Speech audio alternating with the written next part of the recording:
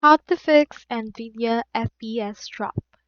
So if you're having some problems with your NVIDIA FPS, then this video is for you.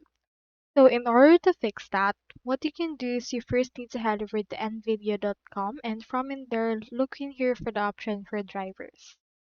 You should be able to see in here all the drivers available and you can do some manual driver search if you would want to. You can select the product category. Let's choose this.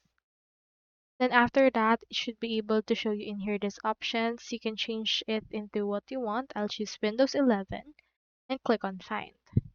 Just input right here the options that is right for your specifications, and it will give you some drivers that you can actually have right there.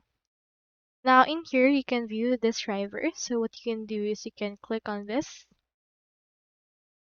and then you can see in there the details. So head over and you can actually download this driver in order to fix the NVIDIA FPS drop. So once you're done, you can actually do that. So the next method that we can do is to use the MSI Afterburner. Head over and search in here for that and click onto this right there. You can download the final option or the beta option. So for this case, let's choose in here the beta.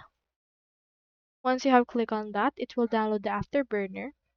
Make sure to install it once it's done and run it in order to fix the NVIDIA FPS drop. Next thing you can do is you can click onto the search bar and search in here for Task Manager. From in there, you can actually go and try to close some apps that might be interfering with your NVIDIA FPS. So that's all there is today. I hope this video helped you, and if it did, feel free to like and subscribe. It really supports the channel. And if you got a question, just drop it in the comments.